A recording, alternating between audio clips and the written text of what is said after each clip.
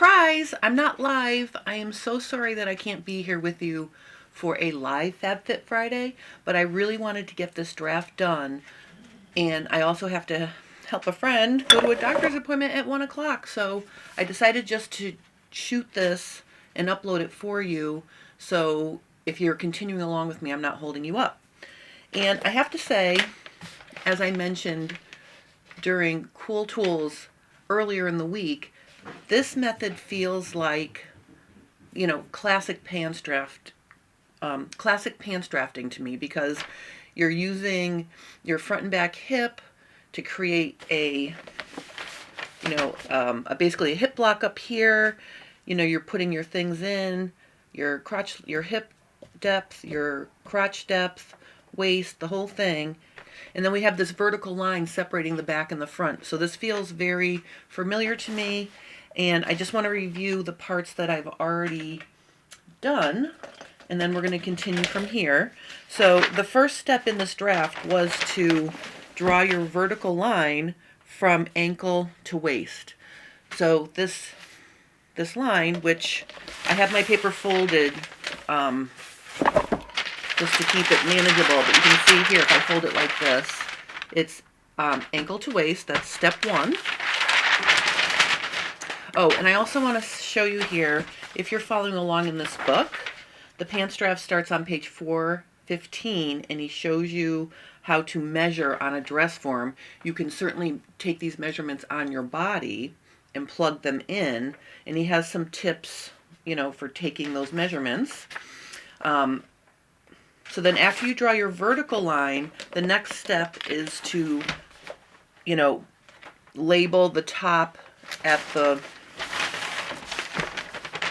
so the top at the waist line will be A. Then you do your hip depth, which will be C. Crotch depth is D. And your ankle is B. So it was A to B. C is your hip depth. So you just measure from waist to hip. Mine was 7.5 inches. For my crotch depth, I used the Don McCunn measurement because I liked where that was sitting on me. So I had some tips for customizing your body measurements based on how your drafting results were coming out. So I used, instead of 12, I used 11 3/4 here to get my crotch depth. And then after you do that and you label those things, the way the knee is accounted for, my knee from my vertical body measurement is not in the middle of my ankle. So this is where I put it.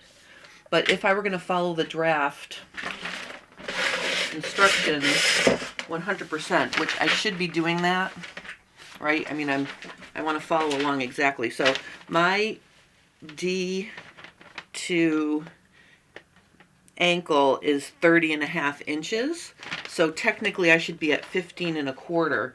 So this is where my knee would be according to the draft. So I'm going to switch it just because I'm trying to stay true. Trying to stay true to the draft so I can compare measurements, so I can compare results. And I mean, I did customize my crotch, but that was a body measurement. The knee is not the body measurement. So I'm going to go ahead and put it here just so it corresponds with, this is knee. I'm going to put my measurement. And then this is the knee that we're going to use. This is the draft instruction. Okay, so this is the one we're going to use. We're not going to use this one. So I'm catching myself from inserting myself into this draft. So there's the knee. That's the middle between D and B at the ankle. And then what he has you do, which is kind of interesting, he has you draw the and now that I drew that big knee line, he actually has you draw the knee line 1 inch higher than the halfway measurement. So technically, this is where my knee is, 1 inch. So I'm just going to make a guide here. So I did kind of fuggle that up, but okay, so you go 1 inch up from knee. So that's where it's going to be. Final answer. All right, so I did fuggle that up a little bit. Let me just recap. You measure you find the middle of D to B, the ankle. That's where this mark should be, your actual middle, and then you mark 1 inch up. So this red line is my actual position. Okay, so the next few steps, and you're going to do a lot of marking of letters on these steps, are just to mark your hip line at the top here.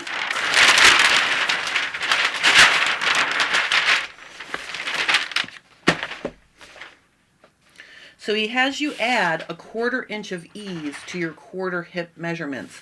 So my back was 10 3/4 plus 1/4 is 11. So I measured out from A to H, and then C to F, same thing, 10 and 11 inches, and then D to G, all 11 inches. And then you just connect that by drawing a vertical line, so that creates your hip block in the back. You do the same thing to the front. You take your front hip measurement, A to L. Now, my front hip measurement is a 1/4 inch bigger because I used my tummy measurement, which is bigger than my full hip. So I actually have a wider block in my front here. So I have A to L is 11 1/4. At the full hip line, you do the same thing, C to J, and then D to K. And you just mark your center front here, and then this is your center back in the back. So that's the next bunch of steps, and we go through a lot of letters labeling there. Now the last piece of this is, after you've marked your hip lines, you're also going to find in the back G to D, which is your full hip, back full hip. You're going to extend that out for a crotch extension. So it's 1/3. In the front, it's 1/4 of your front full hip measurement. All right, so that completes the top part of this draft. The next step is we are going to mark our waist and our darts. That's the next step. So, and of course, the fact that we're going from drafting the hip block, crotch depth, hip and crotch depth, the crotch extensions, and then moving right into the waist and the position of the waist darts, again, that feels very classic to me. So he has you add 2 1/4 to your 1/4 front and back waist measurements. The darts are going to take up 2 of those inches in the back. There's going to be a 1/4 inch of ease, and in the front, there's going to be 1 inch dart with a 1/4 inch of ease. So he is adding a 1/4 inch of ease to the waist measurement, like he did for the hip. My back waist is 9 3/8 plus 2 1/4 equals 2.25 equals 11 5/8. So I have 11 5/8 here. That's going to be interesting. And then in the front, I have, what did I say, 20.75 divided by 2 equals 10 3/8.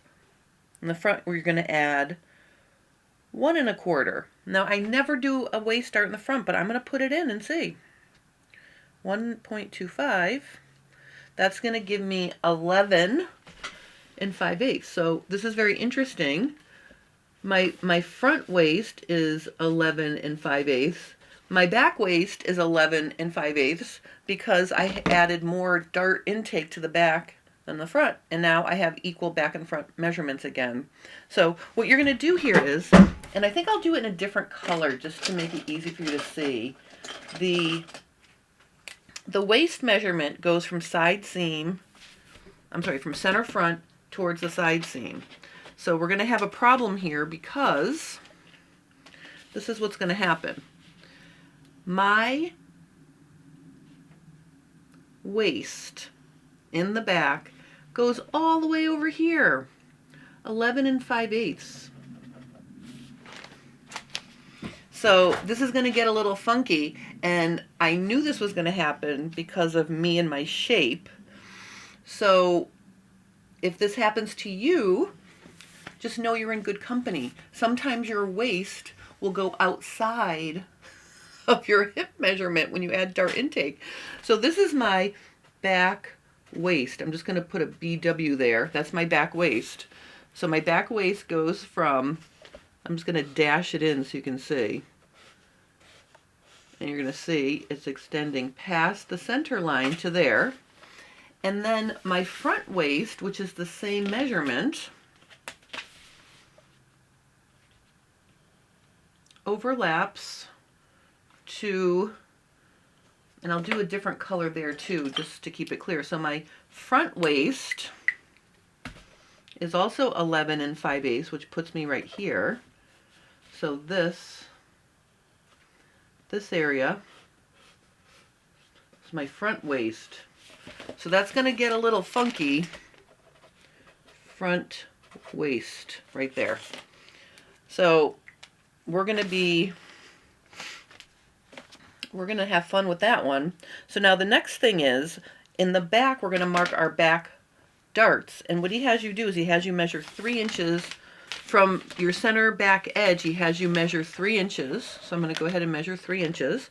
I'm going to go ahead and make a mark. Then I'm going to mark 1 inch. Then I'm going to go 1 1/4 inches away. So from here to here, this is 1 1/4. That's the space between the darts. Okay, so you have a 1 inch dart here, a 1 inch dart here, and you have 1 1/4 between the darts. And I have to say that's pretty standard. I think the Helen Joseph Armstrong book also has 1 1/4 inches of space between the darts. So again, that feels very familiar to me. So now I'm going to measure down. They say in the back here, I'm going to find the middle. So here's my middle. Here's my middle. So he has you mark 4 1/2 inches down. 4 1/2 inches down.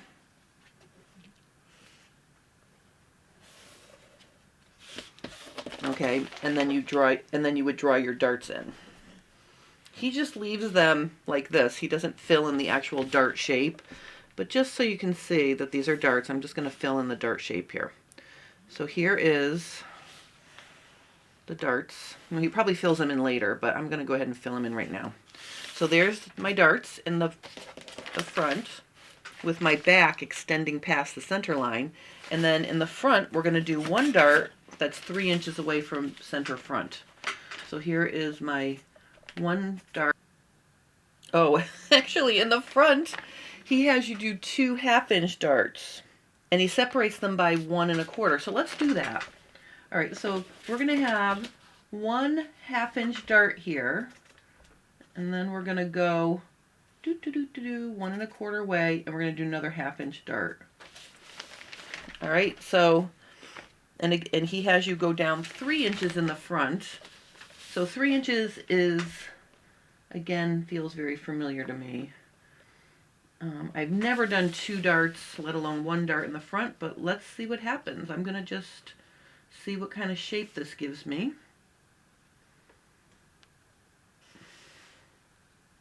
So I will say that this method of drafting is more, I feel this is like more for pattern designers who are designing patterns using standard measurements that then they can use to create fashion patterns to sell, because there's less consideration of your personal shape in this draft. So a lot of these things are just industry standard measurements, or, you know, like the darts, for example. So I'm going to be really interested to see how this draft comes out. Oh, good. I did boop, boop, boop, boop, boop, boop, boop. Made a boo-boo. This is the dart right here. Sorry about that. All right, so this is not the dart. So here are my two half-inch. These are half-inch darts. These are inch darts.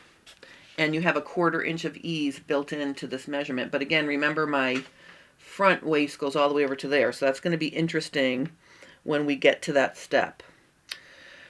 Okay, so now the next thing is we're going to look at the back here. And for this back measurement, all right, so there is one little ditty in this book, and it may be me. So I never want to, you know, assume the book is wrong. However, on page 419, where we were drawing all of the hip block and the crotch extensions, if you look at the back, which was first, it shows the back diagram. Then in step 10, you do the front. Now I just want you to notice here, in the back illustration, there is no point labeled O. But then when you go to the front, you can see that there is a point labeled O right there. So it just magically appeared. There's no instruction for that O.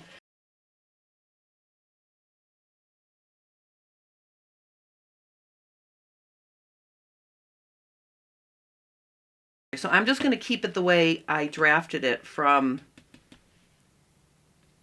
H to, you know, where my measurement is plus those measurements. But I know he's going to use N, because I looked ahead.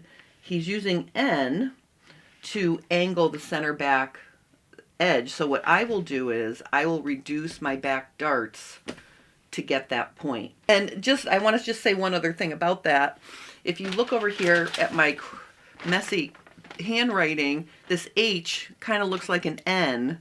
So when I went to do that step of the back waist, I just went, you know, I just went N and then past the center line where my measurement would be. So it didn't click with me at first that there's no O dot on my draft. Maybe I'll reach out to Nick and see if he has an explanation for that. It's probably, you know, like I said, it could be me. I don't know. But in any case, that's how I'm going to deal with that. So our darts are done. And now we're going to do the crotch shape. And this is where that, my little missing N should be. And I don't have the N because I started there. So I'm going to create my own N by moving this over 1/2 inch. So I'm going to go ahead and make right here will be my, that's going to be my N. And what you do is you square up 1/4 inch and you mark that S. So he's giving you a little bit more length. So that's S right there. Okay. So that would be the first step. Okay, and then the next step is he wants you to draw a 2-inch diagonal here. And because I'm on my gridded paper, I can kind of eyeball it. But, you know, if you're not good at making 45-degree angle lines, you could give yourself the guideline of drawing yourself a square like this, and then drawing a 2-inch line. Now note, if I do a 2-inch square as a guide, the 2-inch line is not going to make it to the end of that 2-inch square. So I'm just going to go ahead and do my 2 inches like this. Okay, so there's my 2-inch diagonal. Okay, and then what you're going to do is, after you do this 2-inch line, you are going to connect the top of that 1/4 there down to the X. So now we know why we have X. Remember this X marks the spot that I drew earlier. X is halfway between H and G. Okay, so you draw a straight line from a 1/4 inch up, like this. And then you draw a curved line from here through here to here. So let me see if I could get a nice shape here. My guess is I will be able to. All right, so I'm going to do this. All right, so there is my back crotch. Now I'm going to come over and I'm going to do the same thing in the front. Now in the front, we're not going to worry about angling this back. It's just straight, you know, parallel with the center grain line here. And I'm just going to make a 1.5 inch diagonal line in the front. So again, let's just do a little, I'm just going to draw myself an inch here, like that.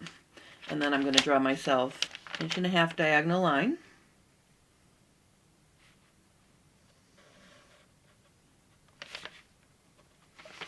And then we're going to draw straight down from the center to X, which again, X is the middle of L to K. And then I'm going to use my little shorty French curve to capture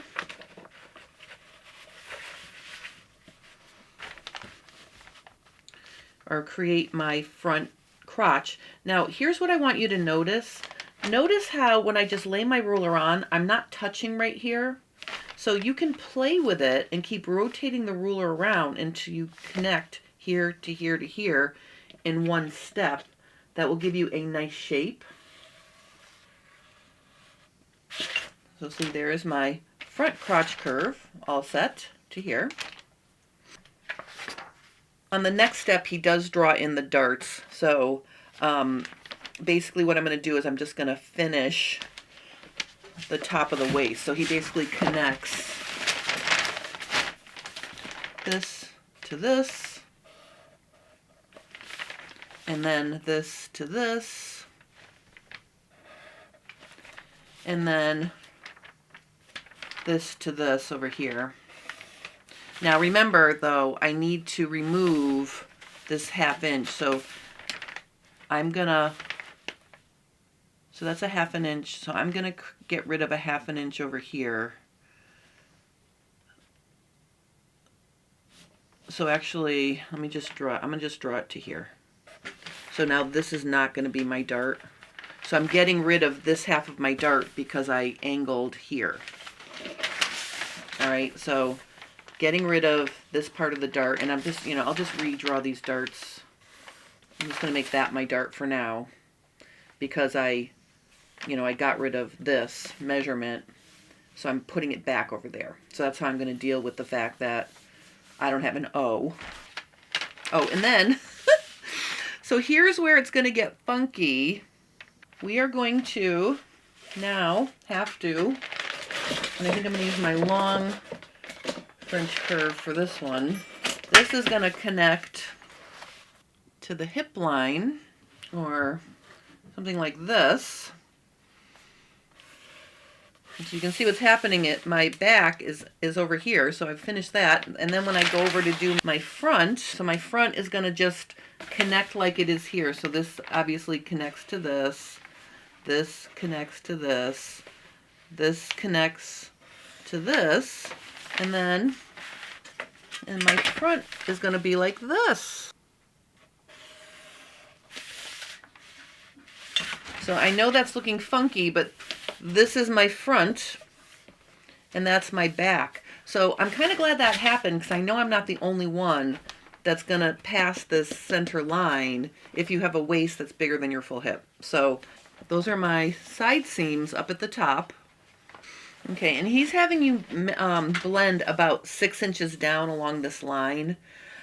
I'm down a little bit lower because I had such a dramatic difference here, and I'm not curving, you know, I'm not creating a hip curve that looks like this, which you could clearly see. I could clearly do that, join that closer. So mine are coming down a little bit farther because I have opposite curves here. But he does tell you to, blend back to the center line about 6 inches down when you draw your side seams. The next step is an interesting step for me because it's not what I do, and I'm really interested to see what this looks like on the fit muslin.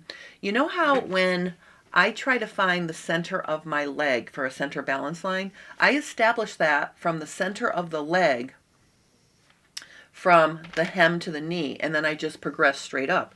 He finds the center of the leg by finding the middle of the crotch line.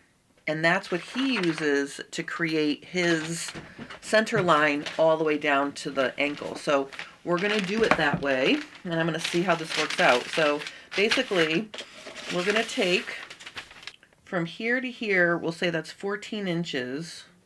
So 7 inches is going to be right here. And in the front, we have 14 1/4, so we're going to be at 7 1/8 right here. All right, and then I'm going to unfold my paper.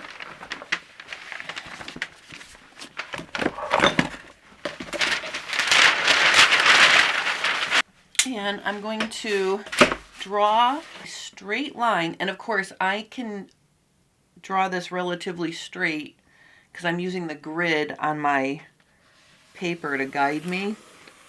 But I'm just going to go ahead and draw that all the way up there. And then here's the center of my front leg. So this is way over for me. But I guess if you were going to press a crease in something, maybe this is the better way to do it. Those are our center of the leg lines. All right, so on page 424, he goes from step 24, which is our midpoint on our legs, our center of the leg crease line, and then he jumps over here to 25, which is our hem. He does the back hem a little bit wider than the front hem, so his back hem is 4 1/2 inches from either side of the center line.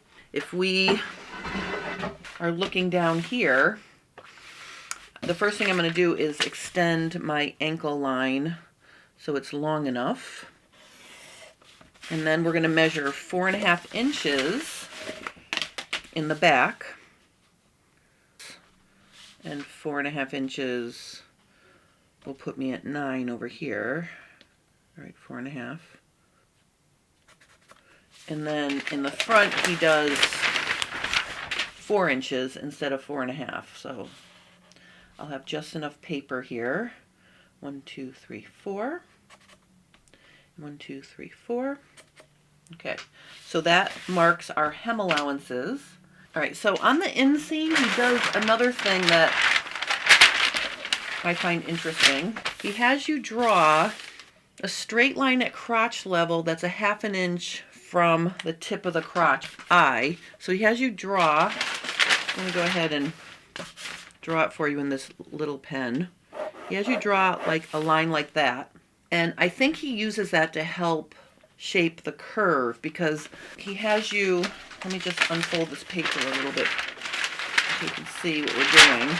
He says to draw a very slight curved line from eye to the knee line. And I think that this little vertical line that we drew here, this guide, is going to help us shape that. We're not considering where our knee width, we're not considering that. We're just connecting the hem at the inseam to this crotch point. And I'm gonna draw it in with the red pen first because I want to show you something. Okay, so if I connect that there, the reason why he has this 1/2 inch line here is to sort of help you create a curve because you don't want it to be completely straight. You want it to kind of curve a little bit at the top. I don't know that my curve will be, hitting that line exactly, but I think, so if I do something like this, okay, so it's giving you a little bit of a guide. Like I probably could even just, you know, I could curve it in a little bit more and then come back out, but I'm going to leave it like that. So it's giving you a guide to help curve in the inseam up at the top, and then it's just straight. And actually, I think to knee level, I'm going to extend this knee out to here now. So I guess you could even curve it a little bit more if I go down to here. So something like this. This will be better. Hold on. Oh, not blue. All right, so see how that gives you a guide. So it's not this one, sorry. So see how it gives you a guide to create that curve, a slight curve line there. And then you do the same thing in the front.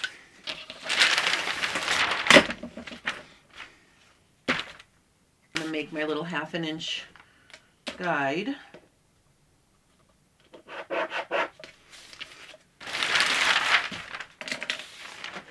And just to get me started, I'm just going to draw a straight line from my hem to the tip of my front, which is M.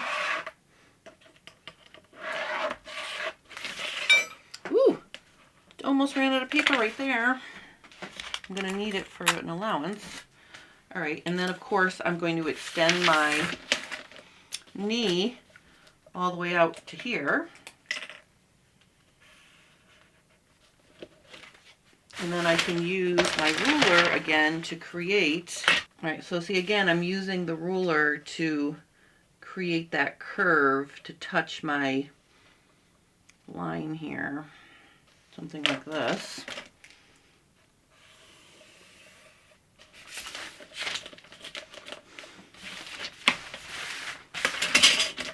All right, and then I'm just going to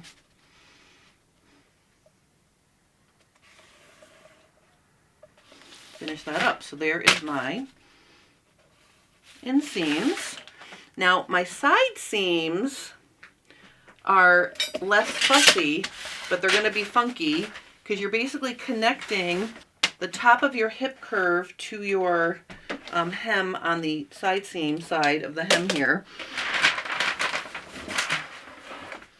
So basically, I'm going to use green for this one. So in the front, I'm going from here to here.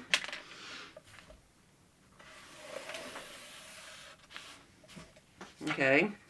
And in the back, I'm going from here to here.